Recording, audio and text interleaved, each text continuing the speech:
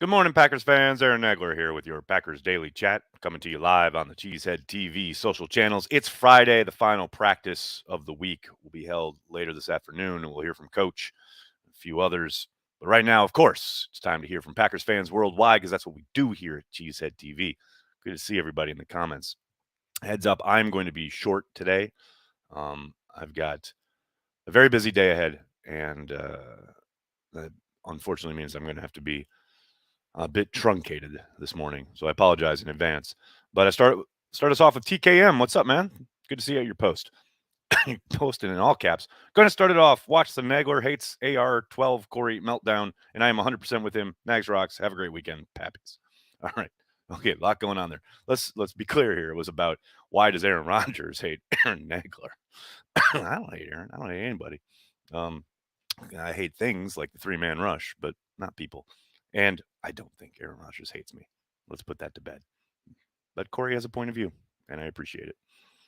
Why aren't teams using quarterbacks like the 49ers use Cap? I feel like the Ravens don't even do that. Blake, when the 49ers were using Kaepernick with the read option, it was very much taking teams by surprise and or unawares. That that what do you call it? Development, that the RPO, as it were, the fad, the phase, whatever. I'm not going to say it's over and found out, but teams know how to defend it now in a way they didn't when Cap burst onto the scene, as was evidenced by him running all over the Packers in the playoffs. Stash grooming takes time. Yeah, that's it. Nagler looking like the Bears fan that defected from the group. Oh, dear. We can't lose stash power. I like it. Hey, Nags, what's our best chance to run on the Bears? Inside zone, outside zone, power. Love to see one of our backs go off. Becky, commitment to one of them would be great. Sorry, guys. A commitment to the run, I think, is what it will take. I would suspect that we'll see a mixture of the kind of attack we saw in San Francisco, some more straightforward stuff. Um, Luckily, it looks like they'll be getting Josh Myers back after his 1 week absence. I know last week they had a real tough go of it, especially in the middle. Um, because most likely because Lucas Patrick was in there in place of Myers. But yeah, I think to me it's more about a commitment to actually running the football than it is any of this, scheme stuff. But like I said, I do think you'll see a little bit more power like we saw against San Francisco. That's just a guess on my part. Alan, hello from England. Hello from New York. Tom, Tom Selleck or Ron Swanson for Halloween. Oh gosh, yeah, there are plenty of Halloween ideas that Olive is putting forth. I just got to choose one. Bears running back situation is not looking good. You are correct, SWFL Packers fan club. Um, they are down to a rookie after I know Montgomery has been on IR, and then Williams, his backup, now is on the COVID list. We'll see if he gets off in time, although I doubt that's going to be possible. So yeah, the Bears are down, but hey, if Packers history teaches you anything, it's not to take anyone lightly. Never forget Thanksgiving when the Cowboys were down to their third string quarterback, some Yahoo named Jason Garrett, and we all thought this is going to be it. We're finally going to beat the Cowboys. It's going to be on national television. And then Jason Garrett whooped up on the Packers. One of the most embarrassing games ever. So take no NFL player lightly. Do we have to spot them 21 points again and beat them at the end of the game like always? P.S. The Bears still suck. Correct. Justin Fields is going to be smelling Kenny Clark's breath all day long. Let's hope so. We must win. My cousin, a Bear fan, wouldn't let it go for months. Yeah, it's kind of their Super Bowl, so I get it. I found Banky's Packer mug on eBay and someone bought it. It's a trend. He is a trendsetter. I mean, look at Corey. The hair, the gloves, the mug. It all works together. Such a trendsetter. What's up, Nags? You look good with that stash, man. I kept mine, but I cut it after the week 1 shellacking. Well, maybe it was a combination of those two forces coming together. Yours being lost and mine being made has now, put it out into the universe that the Packers will do nothing but win. Much to Olive's chagrin. Peter, thanks for the super chat. What is the reason the Bears coaching carousel? Does it all boil down to QB play? Mostly, Peter, yeah. I mean, Lovie Smith got him to a Super Bowl, right? But for the most part, yeah, you miss on quarterbacks and you're going to be out of a job. And that's why, the joke when Pace took Fields is like, oh, yep, there it is. There's the quarterback selection to try and save their jobs because obviously ownership gave them, quote, one more year. Well, now you've got a rookie quarterback and now he is starting and you can legitimately say, well, this is our guy now. You got to let us at least try and develop him. But, how much of a leash are they going to be given after the Trubisky debacle?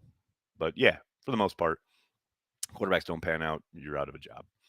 And that's why the move to Jordan Love, if and when it comes, is so important for Brian Gutekunst. And to a lesser extent, Matt LaFleur, because they got to make that work.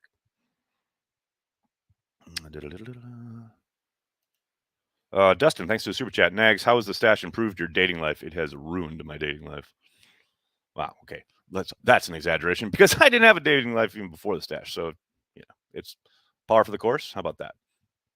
Why does Corey hate Jim Leonard so much? Because he turned down the Packers. And the Packers are number one in his world. You don't turn down the Packers turn down you. I don't know. He leans into it. He's I shouldn't say that. He's not mostly joking. There is a hint of joking in there. The over-the-topness of it is a joke, but he does hate Jim Leonard because he turned down the Packers. And you don't do that in Corey Banky's world. Can we talk about what our coach's record is in our division? No doubt, Sean. Was he 12-1 against division foes? Pretty damn impressive. The only loss coming last year, that Minnesota game, which was a really weird game. Really super windy and those long drives in the first half, etc. Dalvin Cook running all over them. But yeah, I mean, as a coach, you win all your division games, you're going to be in a good position every year. So he's definitely done a great job as far as knowing what buttons to press, and seemingly, those division games are always tough, and the familiarity is there. And he's so far done a really good job, I think, of knowing what to switch up and what advantages his personnel gives him, outside of the quarterback, obviously, but in matchups to exploit. He's done a great job. The Bears games in Lambeau have been masterclasses in that regard. Luke, thanks for the super chat. Good morning. Pizza fun for the girls. Thank you, Luke. Very nice of you. Chris, thanks for the super chat. Looks like they found something with Barnes blitzing last week. Feel like Campbell's play freed that up. Bears still suck. No doubt about it. When you've got somebody rock solid back there like Campbell, it gives you the green light. You can send another guy because it's not going to be a complete disaster. Yeah, I think they'll keep switching it up though. I don't think it's going to be set in stone. It's one or the other. Sorry, guys. Andrew, thanks for the super chat. Seems like it will be hard for the Bears to win this game with a quarterback on training wheels, slow down the D-line, and we win. Yeah, the Packers have to control the football, but when they're on defense, they have to stop the run. That's the one way the Bears can win this game is if they run the football effectively. Packers are hurting at corner, obviously, and the temptation for the Bears will probably be to put it up, but they don't have an offensive line that can hold up. So I think they need to run the ball. We'll see if they do. We'll see how successful they are. I do not watch Rodgers outside of the games anymore. Why not? He's great. He's great on McAfee. Cameron, thanks for the super chat. It may just be me, but it seems like 12 has been making some riskier throws recently. Love him, but was wondering if it's just me. Haha. Some lower percentage stuff downfield. Yeah, no doubt. The toss of the left sideline to Tunyon or the interception that he threw that was intended for Devontae. Throws that, he's made in the past, but certainly wasn't what made this offense go last year. So yeah, I think a little bit. You've seen a little bit of him pushing the ball downfield in a way he certainly didn't last season. I don't know what that's about, but yeah, I've noticed it, Cameron. You're not imagining things. Riley, thanks to the super chat. Disgusting the way Raiders and Mark Davis treated Reggie McKenzie versus how they treated John Gruden. McKenzie was actually building their franchise. Couldn't agree more. 1,000% spot on, Riley. Reggie's one of the good ones too. Some bullshit. What else we got? I think that's him to show him the GM that his arm still got it. Sean, possible. Big B is here. Big B is here. What's up, Big B? Does Vita Vey remind you of Gilbert Brown? Actually, it's crazy to say it, but I think he's a little more athletic than Gilbert was. But yeah, as far as dominance goes, no question. Vita is all man. Jesus, he's fun to watch. I hate it when he plays the back against the Packers. Packers dink and dunk, and we drink and get drunk. We all win. I'm down for it. Goot making that trade for Cobb. Who could have seen it coming? Well, it was the contingent, the necessity to get 12 back in the building, and that's what they wanted. So they made the trade. I'm just wondering, is Matt LaFleur aware of Randall Cobb's time as a bear killer? I want to see some plays drawn up specifically for Randall Cobb, and I want Randall Cobb to kill the Bears again. That's what I want. Bill, thanks for the super chat. Ho ho, your response was perfect. Hopefully that means you penetrated his echo chamber and he heard you spitting truth this offseason. I don't know. I do think a lot is being made of that oh ho from Rodgers than was actually there. But it was a fun back and forth. Will 69 be back next week? He can come and start practicing. They have 21 days once he hits the practice field. But the potential is there. Yeah. Let's see how next week goes, though. What is your biggest concern on Sunday, Brad? That my internet holds up and that I have enough beer. I don't worry about the Packers. I have children. That's what I worry about. Cobb causing meltdowns of Bears fans is a thing of beauty. Yes, it is. Did anyone answer the question regarding why they're back to the McCarthy ball instead of the motion-heavy offense? Travis, I asked a little bit of it of Coach earlier this week. I might try again today. I got to his thing about stats are for losers. I was actually looking up to see how much the differences are between last year and this year when it comes to formation usage, and that's not as easy as you might think. So I want to get the solid numbers down first, percentages, before I ask that question. Dustin, thanks for the super chat. Will you guys be showing the game Sunday? Only an OG would ask that question in a super chat. I want to see a trick play with Cobb throwing it. I'm down for that. The Bears fan video is funny when the Packers. Oh wait, the Packers come back and win. Yes, Alan. Yes, it is. Rasul Douglas in the slot. I would doubt it. I would think it'd probably still be Jaden Sullivan at this point. Oh, 00 Smith. Nags, I'm going to New York City next week. Are there any Packer bars? Should I wear my jersey? Yeah, you should wear your jersey, and you should go to Kettle of Fish in the Village. Yes, 1,000,000,000% Kettle of Fish. It's the greatest Packer bar. If you're going for a game, get there super early. But if you're going during the week, just show up, tell Patrick I say hello. Kettle of Fish. It is thebomb.com. It's like an old school throwback Wisconsin bar in the middle of the Village in New York City. It's fucking awesome. Can't recommend it enough. Theron, thanks for the super chat.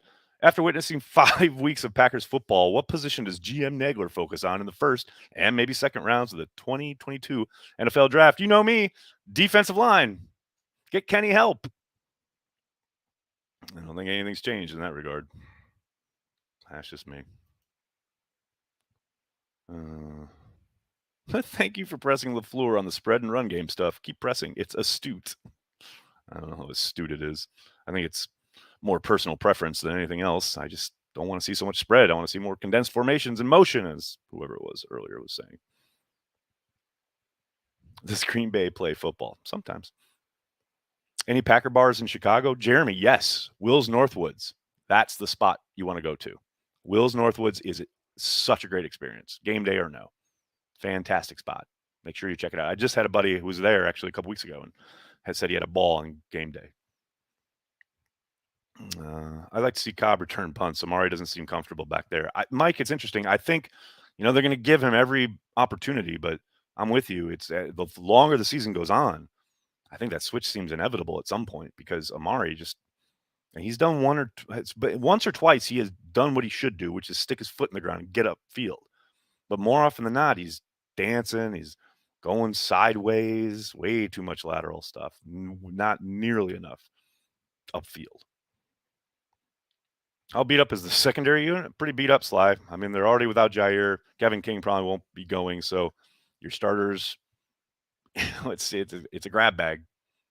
Probably Yadam and Stokes on the outside, and Sullivan at the corner. Maybe they play Douglas, Dunbar, what have you, in certain packages, but it's going to be a grab bag. More Amari in the offense, please. Yeah, Matt, I'm down for that. And he's gotten on the field a little bit more. That was something I asked Matt about last week because of his run blocking. But yeah, they certainly haven't been utilizing him in any way, shape, or form. Sorry, guys. Hold up on Adams' contract, yearly guaranteed money?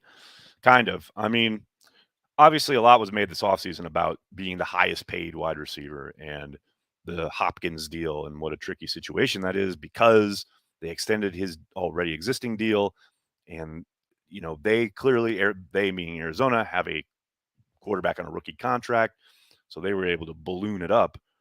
But, according to Spoon's reporting in the Journal Sentinel, the real holdup is Adams wants, and Adams' people, obviously his reps, want guaranteed salaries for the first 3 years of an extension.